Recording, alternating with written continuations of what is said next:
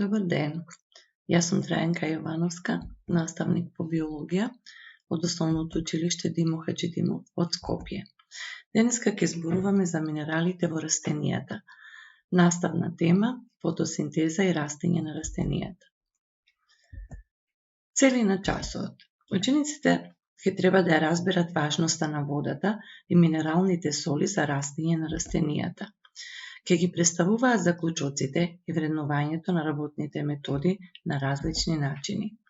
Да се потсетиме, што се минерали? Минералите се неоргански хемиски материи.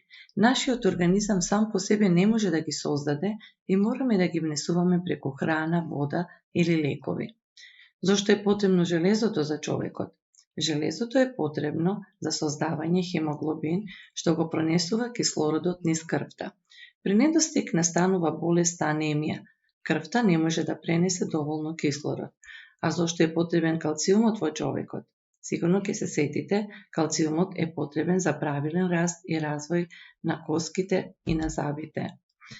Како што минералите се потребни за човекот, така минералите се потребни и за растенијата. Што е ѓубриво? Ѓубривото е мешавина на супстанции што се користи во земјоделството или градинарството за зголемување на приносот на земјоделските култури што се одгледуваат. Ѓубривата може да се поделат на органски и неоргански минерални ѓубрива и главната разлика е изворот од кој ѓубривото настанало, а не од составот на хранливите материи. Органските ѓубрива се состојат од збогатена органска материја, од растително или животинско потекло, додека неорганските ѓубрива, тоа е вештачките ѓубрива, се состојат од вештачки материи и минерали. Ѓубривата без оглед дали се од органско или неорганско потекло, мора да ги содржат следниви елементи во варијабилен процент.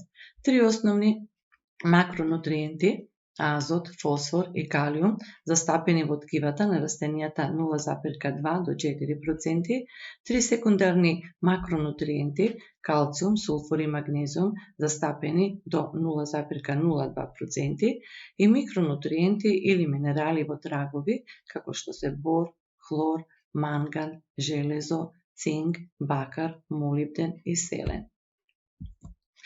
Наблюдувајте ги растенијата. Што забележувате? Дали забележувате промена на бојата на листовите кај овие растенија? Некои се жолти, други се кафеави, има и сушени, има виолетови, еве како што е тука. Ова се пожолтени листови, исто така пожолтени листови, но пожолтувањето започнува од постарите листови, а гледаме дека тука врвот е зелен. На што се должи сето ова? На што се должат ваквите промени кај растенијата? Овие растенија страдаат од недостатоци на минерални соли, па затоа земјоделците додаваат вештачки ѓубрива во почвата. Вештачките ѓубрива мора да ги содржат следниве нутриенти, како што кажавме: азот, фосфор, калиум, калциум, сулфур, магнезиум, бор, хлор, манган, железо, цинк, бакар, молибден и селен. Како растенијата ги добиваат минералите кои им се потребни? Растенијата ги добиваат минералите кои им се потребни со помош на коренот, поточно со помош на кореновите влакненца. Кореновите влакна ја земаат водата и растворените минерали од почвата. Водата и минералите минуваат од клетка во клетка, се додека не дојдат во ксилемските садови во стеблото, а потоа и до листовите на растението.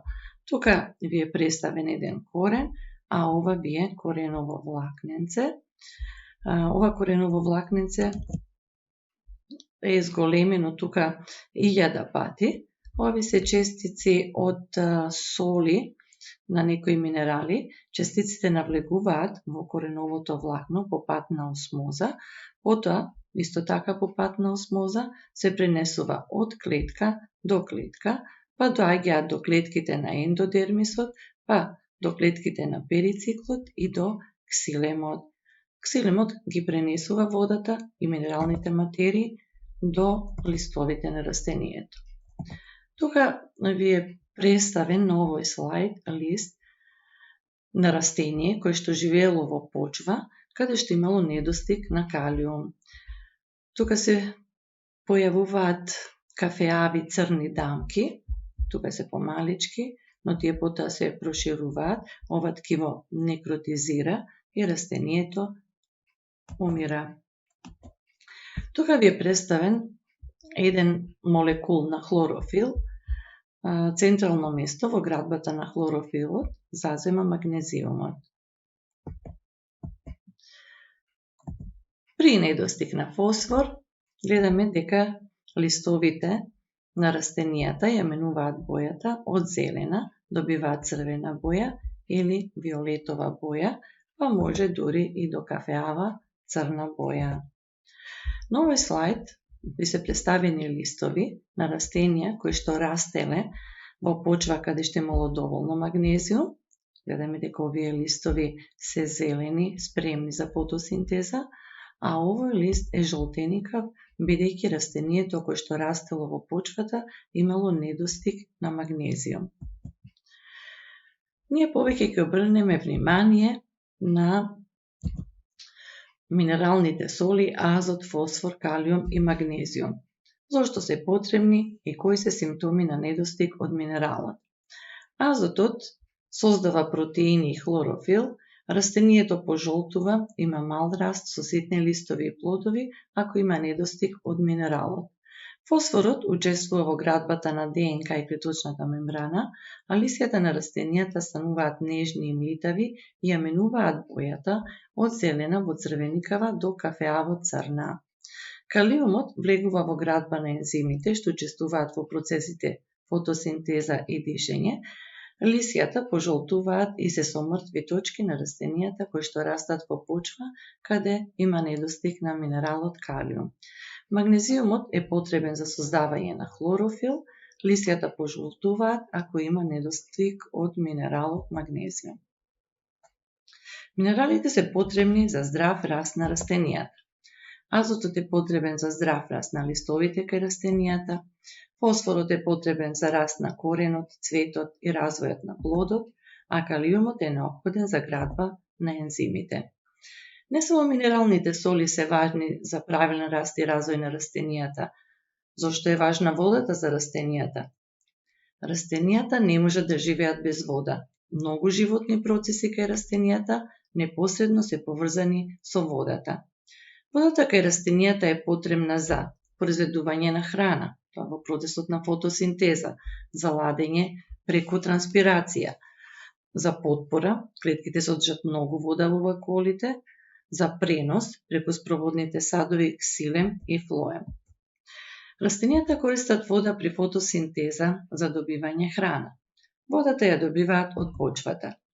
Клетките на растението содржат многу вода, особено во нивните вакуоли. Клетката која содржи многу вода е силна и цврста и кога сите клетки се вакви, тие се притискаат една со друга и го прават целото растение цврсто. Растенијата исто така содржат долги цевчиња ксилем, кои ја пренесуваат водата од коренот до листот. Кога водата преку цевчињата ќе навлезе во листовите, таа се распространува по целиот лист. Дел од неа испарува преку стомите во процесот на транспирација и на тој начин го разладува растението. Преку ксилемските спроводни садови се пренесува водата со растворените минерални материи во правец на листовите, а преку флемските садови се пренесуваат растворените органски материи во спротивна насока од листовите до коренот. За домашна задача.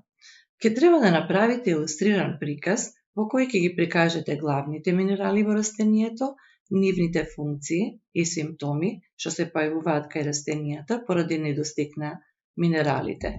Ви благодарам за вниманието.